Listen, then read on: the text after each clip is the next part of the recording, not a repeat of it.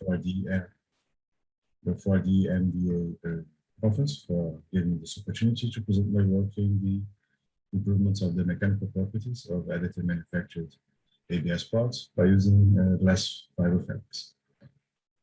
First of all, my presentation will follow the topics, the introduction, the methodology used, the results and discussions, and also the conclusion. So, first of all, since this is a 3D printing conference, so I will not talk too much about it, but basically what we tend to use is the FDM and H.F.M technologies to produce the 3D printed parts that will be used in this work. We prefer to use the FDM and H.F.M mainly because it's widely available and used by many industries and also for household use. So we believe that we can it's better applied in that area. Since 3D printing can be applied in the wide gamut of applications, however, when we're talking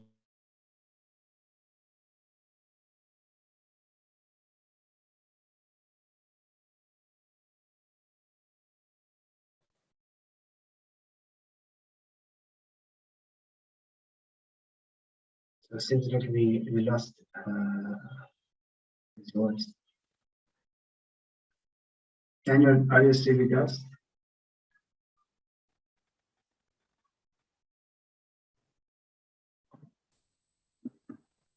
Hopefully you could hear me now. Oh, yes. Hello. Yes, Daniel, I can hear you. Please go ahead. Okay, yeah, I'll continue. So, how can we increase these mechanical properties of the 3D printed parts? Mainly through the use of some kind of fiber reinforcements. There are many ways to increase, to add these fiber reinforcements in the 3D printed parts. However, many of them require some kind of modification of the machine or extremely costly. The way we wanted to do is a lower cost alternative, which is by adding the glass fiber layers on top of the already finished 3D printed part. And well, we'll talk a little bit about fabrication so we can understand how we did it. First of all, we'll talk about the materials used. We used the ABS, this MG94, which is quite common in the industry, especially here in Brazil. Also, we use this bidirectional glass fiber plain weave fabric. This is very common in manufacturing of naval structures and other applications. These are the printing parameters that we used in our work. These printing parameters were chosen from previous works from the group and present a good balance between strength and printing time. These are the samples that we'll be using throughout the work, and this is the nomenclature that will be used in the body of it. So, how are we going to add these glass fiber fabrics onto our 3D printed core? First of all, ABS presents many advantages, but one of the main problems that we found while using ABS was that if we were to use, for example, epoxy resin, it presented lots of problems with the interface. Mainly, it tended to delaminate with relatively low stresses.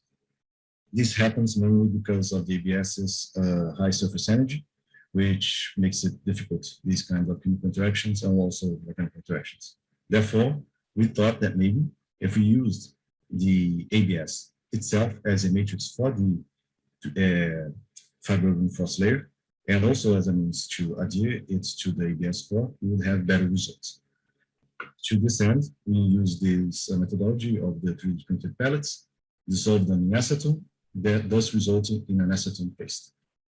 This paste then is used as a matrix, when using simple hand layer technique, and the acetone will also interact with the ABS core.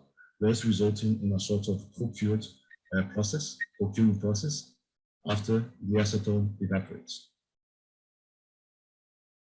So when I'm talking about this acetone paste, we had to do this preliminary parametric study. This study was done mainly by using non-fiber layer on each side of the 3D printed part. And the concentrations of this acetone paste was then varied from 0 to 100%. What do I mean when I'm talking about these percentages?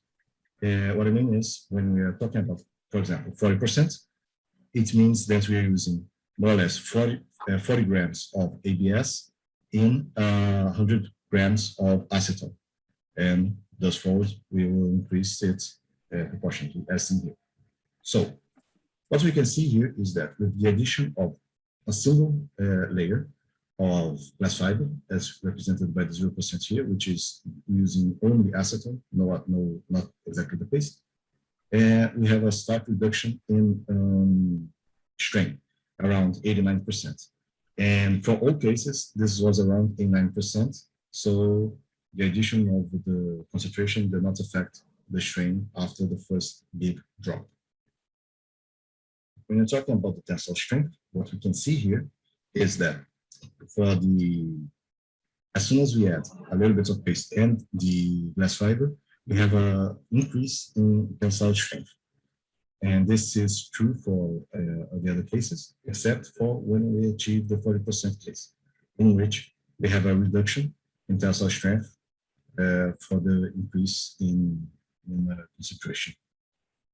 This was also true for the Young's modulus, which presented a very similar case, a very similar behavior, in which it plateaued at around 40%. Therefore, this 40% acetone paste mixture was used throughout the work as the matrix for the addition of the glass fiber layers. Now we can enter a little bit about the discussions of the work. This is the main body of the work. As stated before, the nomenclature is directly related to the number of glass fiber layers on each side of the 3D printed core. This is a very similar result what was found in the preliminary study, in which the addition of a single layer of fiber already drastically reduced the mechanical properties that reduced the strain of the composite. As you can see here, the reduction was around 89% for the one layer and around 92% for the 4 layer. What we can see is that the increase in number of layers did not directly affect reduce a lot of the strain. So we have diminishing results other from the first layer. These same diminishing results in the number of increased layer number was also seen for the tensile strength and the Young's modulus. What we can see is we have a big increase in mechanical properties with the addition of a single layer, with an increase of around 81%.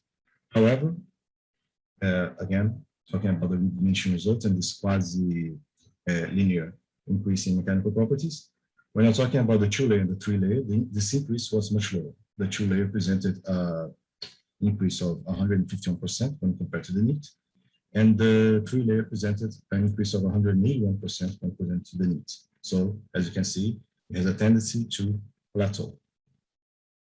The 4-layer presented the highest tensile strength with increases of around 238%. The same trend was seen for the Young's modulus, in which the 4-layer presented the best results, and also this quasi-linear behavior can be seen. For the flexural test, this is the flexural stress strain test.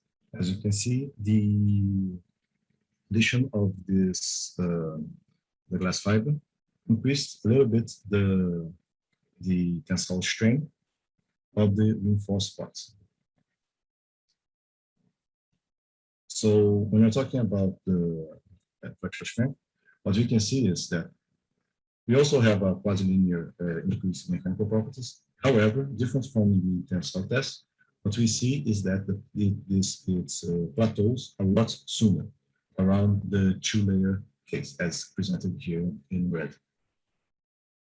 So this with additional one layer, we already have a stark increase in flexural properties of around 78% for the one layer and 79% for the two layer. And when we add even more layers of glass fiber, we have actually a reduction. So this increase was, when compared to the needs, was approximately 61% and 45% for the four layer. This is mainly due to problems of wettability and adhesion, as we can see in the fracture analysis. However, it's very important to note that even though we had these problems of wettability, we still presented a high increase in mechanical properties, for both tensile and flexural. So these are the fracture analysis. As you can see, we have quite brittle behavior. And this is quite unlike for, this is not expected for the ABS. However, when we see that the addition of the glass fibers, the glass fiber fab tends to be the load-bearing part of the composite. Therefore, when it fails, it transfers all this load directly to the core. Therefore, the breakage is catastrophic and brittle, as seen here. Also, we see a lot of fibrillation in the fractured area, and this is mainly due to the fact that even though the ABS space had a good interaction between the glass fiber fabric, it still did not completely wet the fabric, and as you can see, it seems quite dry. And this was almost the same mechanism that we found for in aspects of wettability that we found for the failure mode, for the flexural failure mode. And this helps to explain why it failed at the two-layer, why the two-layer was the best result in this case. As you can see here, all failures occurred under buckling on the compressive side of the fracture of the three-point bending test. And especially when we look at the four layer, as you can see, this case is the more drastic one, where the fibers popped out from the compressive area. So this is mainly explained by, as I said, poor wettability and the less efficient load transfer for compressive stresses. And as the no fracture test was shown, because none of them actually broke. So this concludes the work that has been done. And what we can see is that this technique actually increases a lot of presents quite a good benefit for the 3D printed parts, with increases of around 238% and 161% for tensile Young and for the H.F.M and Young's modules. And the best case for the tensile was the 4-layered composite. Addition of for the flexural test, the 2-layer composite was the best one.